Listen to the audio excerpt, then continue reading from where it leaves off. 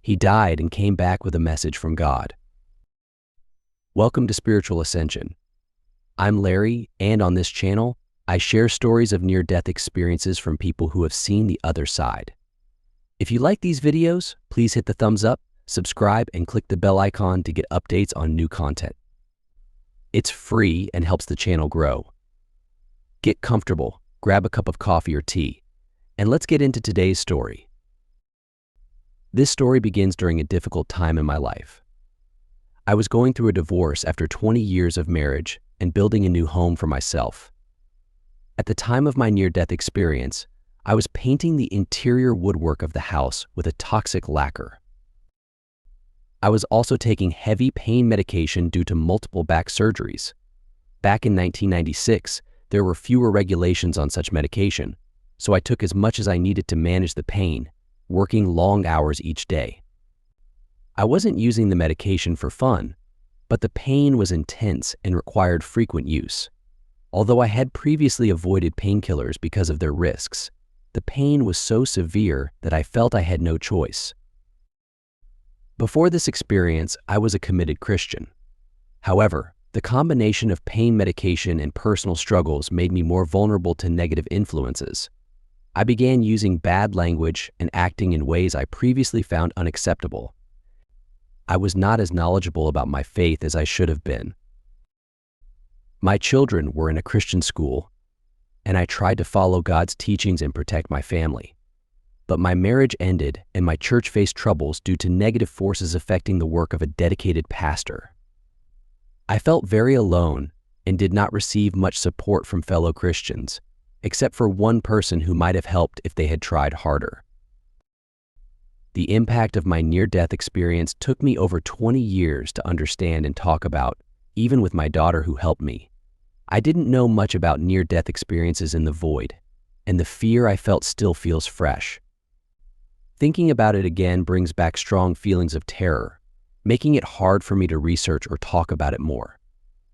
Actions have consequences, and unfortunately, not everyone faces the outcomes they deserve. My children were left without a father's guidance and protection, exposed to the challenges of the world. My failings as a Christian leader have had a lasting impact on their faith and direction, which is a heavy burden for me to bear. Rebuilding my faith in God took many years. When someone is spiritually harmed, the damage can be deep and long-lasting. As I was working on priming the wood, I finished the first 5-gallon bucket, but still needed more primer. I opened a second 5-gallon bucket, thinking it was primer, and continued painting. After about an hour and a half, I completed the primer coat. However, when I checked, I found out that the second bucket was actually finished lacquer, not primer. This mistake meant I had to sand and reprime the wood. I was using a breathing mask that was supposed to last half an hour, but I had been working for over 2 hours. To keep going, I took more pain medication and worked quickly, frustrated by the paint company's error. Eventually, I felt very tired and decided to take a short nap on the floor among the interior doors. The air was toxic, but I didn't think about it. I hadn't changed the filter in my mask, and the combination of pain medication and toxic fumes caused me to drift into another realm. I saw my body lying on the floor but felt detached from it. I was floating above the ceiling, about 25 to 30 feet up, and felt a sense of drifting.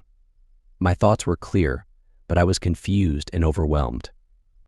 It felt very real, not like a dream. I then entered a dark, frightening realm. I felt like roots were approaching me, and the darkness was so complete that I couldn't see anything. My fear grew to terror, and I felt paralyzed, unable to move or call for help. In this dark place, I sensed entities approaching me. They seemed to come from all directions, and I was terrified. They looked like humans with thick, harsh gray skin, and they had no clothing. The fear was overwhelming, and time felt endless. Just as the entities seemed to reach me, I lost consciousness and woke up the next morning in my bed. I had no memory of how I got there, but the experience felt very real and filled with terror. I chose not to talk about it, even to my daughter who had helped me. Through research and spiritual guidance, I came to understand that God's protection was involved. My daughter was informed by a higher power that I needed help. She found me and sought assistance, confirming that God's intervention saved me. In a recent incident, I was launching my sports boat and accidentally fell into the cold waters of Alaska. I had forgotten to put on my life jacket. For about 12 to 15 minutes, I struggled to get out of the water. I was too weak to hold onto the buoy line and kept sinking each time I tried to grab it again. I felt exhausted and feared I might drown. There was no one around to help, and it was late afternoon. I remember thinking to myself that I didn't want to die like this. A voice told me to call for help, but I thought it was a bad idea because my voice was weak after neck surgery, the engine was running, and there was no one nearby to hear me. Despite my doubts, I decided to try calling for help. With only a minute left, I thought of my loved ones and knew I couldn't hold on any longer. Then, unexpectedly, Deanna looked over the edge of the dock. I was shocked. How did she appear? I had been alone, and I didn't think anyone could have heard me. This experience convinced me that help is always available when we ask. While my experience might be similar to others who have prayed and seen miracles, it strengthened my faith. I now see God as my hope and salvation. That's all for today's story. Let me know your thoughts in the comments below. Until next time, stay safe and be blessed.